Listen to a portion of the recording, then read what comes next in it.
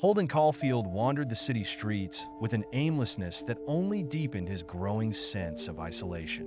New York City, with its endless rush of taxis, chatter, and bright lights, offered little solace to him.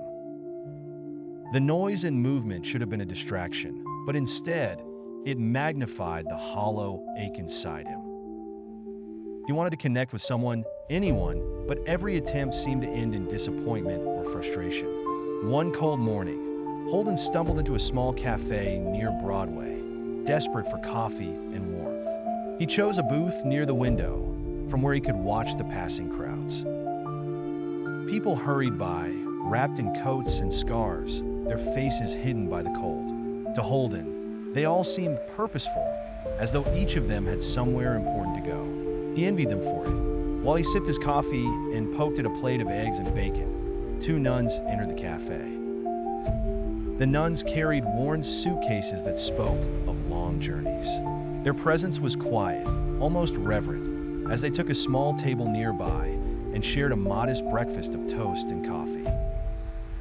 Holden couldn't stop glancing at them. They were so unlike the flashy, self-important people he often encountered. Their simplicity intrigued him, even moved him.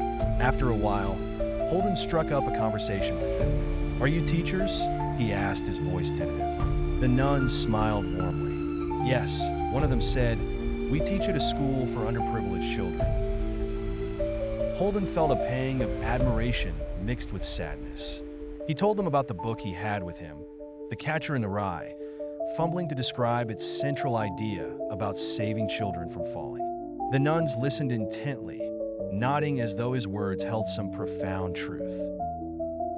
When their modest bill came, Holden insisted on paying for their breakfast. The nuns protested at first, but his sincerity won them over. After they left, Holden sat staring at the empty table, feeling a fleeting sense of satisfaction. For a brief moment, he had done something good, but the warmth faded quickly, leaving him alone with the now familiar ache. Later that day, in a moment of longing for familiarity, Holden called Sally Hayes, a girl he'd known for years. Sally was the kind of person who loved the energy of the city, theaters, parties, and the attention of others. She agreed eagerly to meet him for a matinee at the Biltmore. When Sally arrived, she looked stunning. She wore a sleek black dress and a small hat tilted jauntily to one side. Holden couldn't help but admire her beauty, though he found her personality insufferable at times. They sat through the matinee, a melodramatic play filled with whispered declarations of love, and Sally was enchanted. Holden, on the other hand, found it tedious and contrived. After the play, they went ice skating at Rockefeller Center. Sally, always conscious of her appearance, spent more time fretting over her ankles than actually skating. Still, Holden tried to enjoy himself, though his frustration with her shallow interest bubbled just beneath the surface. When they finally sat down to rest, Holden blurted out an impulsive idea. "Let's run away," he said. "Get out of the city. We could live in a cabin somewhere, just the two of us. No phonies, no nonsense." Sally stared at him, incredulous. "Holden, you're crazy," she said with a laugh, though there was an edge of nervousness in her voice. "We can't just leave everything behind." Her reaction stung more than Holden expected. He lashed out, accusing her of being just as phony as everyone else he despised. The argument escalated quickly, and by the time Holden left her standing on the sidewalk outside the skating rink, he was furious.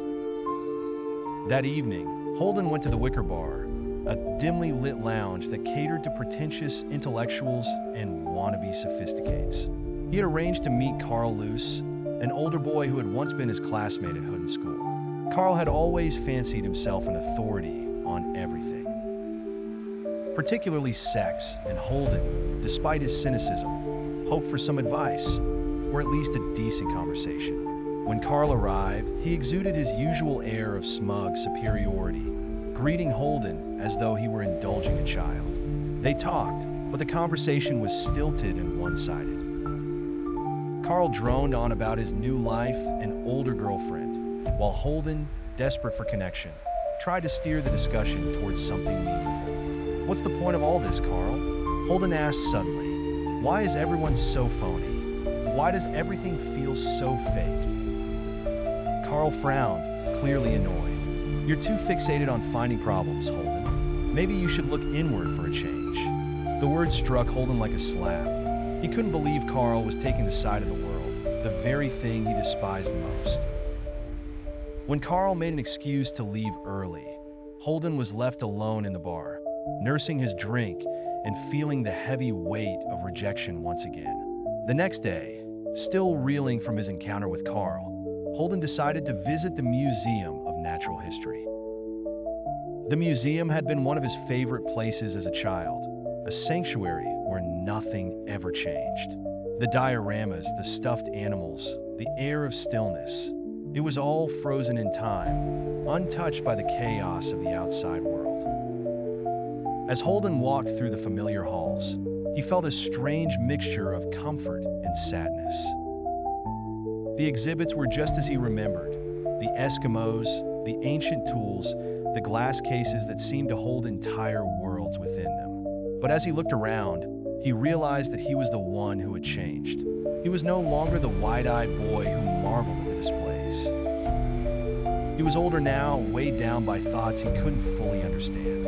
He lingered in front of one exhibit, a simple scene of birds in flight, and thought about how much easier life would be if he could freeze time. If everything could stay just as it was, no growing up, no disappointments, no falling.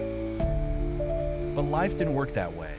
The realization left him feeling more adrift than ever. By late afternoon, Holden found himself in Central Park, sitting on a bench by the frozen lagoon.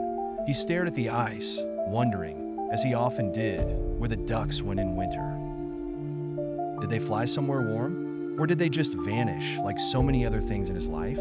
The question seemed absurd, but to Holden it was important.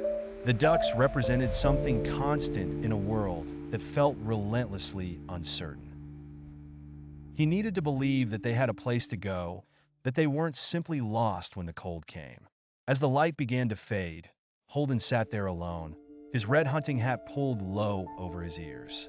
The city bustled around him, but he felt like a ghost, invisible and untethered.